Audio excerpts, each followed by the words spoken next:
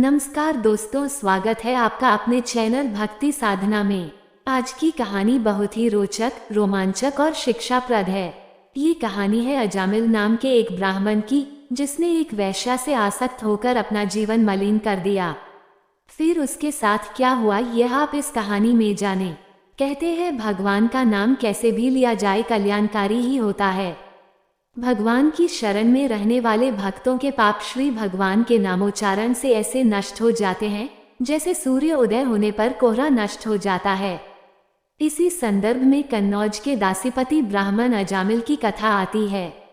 अजामिल एक श्रेष्ठ ब्राह्मण कुल में पैदा हुआ था। वह अनेक अलौकिक गुणों से संपन्न था, बड़ा ही शास्त्रज्ञ, शीलवान, सदाचारी व सद्गुणों का खजाना था। ब्रह्मचारी, विनयी, सत्यनिष्ठ, मंत्रवेता और पवित्र भी था। ये गुरु, अतिथि और वृद्ध पुरुषों की सेवा करता था। अहंकार तो इसमें था ही नहीं। ये समस्त प्राणियों का हित चाहता, उपकार करता, आवश्यकता के अनुसार ही बोलता और किसी के गुणों में दोष नहीं ढूंढता था। इनके पिता प्रतिदिन यज्ञ किया करते थे, जिसके लिए वन से फल फूल, समिधा, कुश आदि हवन की सामग्री अजामिल ही लाया करता था। एक दिन अजामिल हवन सामग्री लेकर वन से लौट रहा था। संयोगवश उसकी दृष्टि एक युवक पर पड़ी, जो एक वेश्या के साथ कुचेष्टा करता हुआ आनंदित हो रहा था। उन दोनों को इस प्रकार उन्मत्त अवस्था में देखकर उसका चित्त आसक्त हो गया। उसने अपने धैर्य व ज्ञान के अनुसार अपने काम वेग से विचलित मन को रोकने की बहुत कोशिश की, परंतु नाकाम रहा। वह मन ही मन उस वेश्या का चिंतन करने लगा और अपने धर्म से विमुख हो गया। अब वह रोज वन में जाकर उस वेश्या को पर पुरुषों के साथ क्रीड़ा करते देखता और आनंदित होता। एक दिन वह वेश्या के पास गया और कहा कि वह उससे विवाह करना चाहता है। वेश्या तैयार हो जाती है और उसी समय दोनों गंधर्व विवाह कर लेते हैं। अब उस वेश्या को प्रसन्न करने के लिए अजामिल ने अपने पिता की सारी संपत्ति दे डाली व अपनी कुलीन नवविवाहिता पत्नी तक का त्याग कर दिया। धन पाने की चेष्टा में वो कभी राहगीरों को बांधकर उन्हें लूट लेता, कभी लोगों को जुए के छल से हरा देता, किसी का धन धोखाधड़ी से ले लेता तो किसी का चुरा लेता। धन अर्जित करने के लिए अब उसे दूसरे लोगों को सताने में तनिक भी हिचक नहीं होती। उस वेश्या से उसे 9 संतानें उत्पन्न हुई और 10वीं संतान होने वाली थी। एक दिन अजामिल के घर कुछ महात्मा पधारे। चून की वेश्या के साथ इतने वर्ष बिताते हुए और पाप से धन अर्जित करने से अजामिल की बुद्धि भ्रष्ट हो चुकी थी। इस कारण उसे उन महात्माओं से कोई सरोकार तो ना था, किंतु पूर्व के संस्कार और आतिथ्य धर्म की पूर्ति के लिए उसने उन महात्माओं का सत्कार किया और साथ ही यह भी कह दिया कि मुझसे दक्षिणा की अपेक्षा ना करे। महात्मा तो सबका भला चाहते हैं। वह बोले, हमें धन नहीं चाहिए, परंतु तुम अपनी होने वाली 10वीं संतान का नाम नारायण रखना। अजामिल ने यह बात स्वीकार कर ली और अपनी 10वीं संतान का नाम नारायण रखा। इस प्रकार उसकी आयु का एक बहुत बड़ा भाग बीत गया और वह वेश्या के 10 पुत्रों का लालन पालन करता रहा। वृद्ध अजामिल ने पुत्र मोह में अपना संपूर्ण हृदय अपने बच्चे नारायण को सौंप दिया था। उसकी तोतली बोली सुनकर अजामिल फूला न समाता, उसे अपने साथ ही खिलाता पिलाता व उसी के मोहपाश में बंधा रहता। वह मूढ़ इस बात को जान ही ना पाया कि काल उसके सर पर आ पहुंचा है। अजामिल की मृत्यु का समय आ पहुंचा। उसने देखा कि उसे ले जाने के लिए अत्यंत भयावने 3 यमदूत आए हैं, जिनके हाथों में फांसी की रस्सी है, मुंह टेढ़े मेढ़े हैं और शरीर के रोए खड़े हुए हैं। उस समय बालक नारायण वहां से कुछ दूरी पर खेल रहा था। यमदूतों की भयावह छवि से व्याकुल अजामिल ने बहुत ऊंचे स्वर से पुकारा, नारायण नारायण।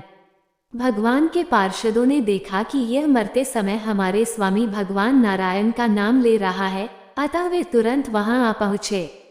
उस समय यमदूत अजामिल के शरीर में से उसके सूक्ष्म शरीर को खींच रहे थे। चारों विष्णु दूतों ने उन्हें बलपूर्वक रोका। यमदूतों ने कहा कि इस पापी अजामिल ने शास्त्राज्ञा का उल्लंघन करके स्वच्छंद आचरण किया है। इसने अनेकों वर्षों तक वेश्या के मल समान अपवित्र अन्न से अपना जीवन व्यतीत किया है। इसका सारा जीवन पापमय है और इस पापी के पापों का प्रायश्चित भगवान यमराज के पास नरक यातनाएं भोगकर ही होगा। भगवान के पार्षदों ने कहा, यमदूतों, इसने कोटि जन्म की पाप का पूरा प्रायश्चित कर लिया है, क्योंकि इसने विवश होकर ही सही भगवान के परम कल्याण मोक्षप्रद नाम का उच्चारण किया है। जिस समय इसने नारायण इन 4 अक्षरों का उच्चारण किया, उसी समय इस पापी के समस्त पापों का प्रायश्चित हो गया। भगवान नाम उच्चारण बड़े से बड़े पाप को काटने की सामर्थ्य रखता है, क्योंकि भगवान के नाम के उच्चारण से मनुष्य की बुद्धि भगवान के गुण, लीला और स्वरूप में रम जाती है और स्वयं भगवान की भी उसके प्रति आत्मीय बुद्धि हो जाती है। यमदूतों, जैसे जाने या अनजाने में ईंधन से अग्नि का स्पर्श हो जाए तो वह भस्म हो ही जाता है, वैसे ही जानबूझकर या अनजाने में भगवान के नामों का संकीर्तन करने से मनुष्य के सारे पाप भस्म हो जाते हैं। अजामिल ने श्री भगवान नाम नारायण का उच्चारण किया है, अतः यमदूतों तुम अजामिल को मत ले जाओ।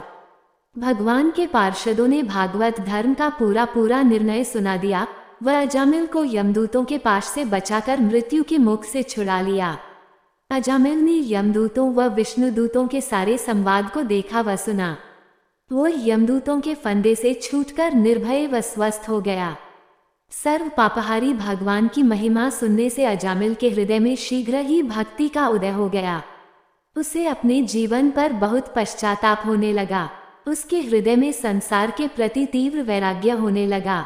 अजामिल सबके संबंध और मोह को छोड़कर हरिद्वार चला गया।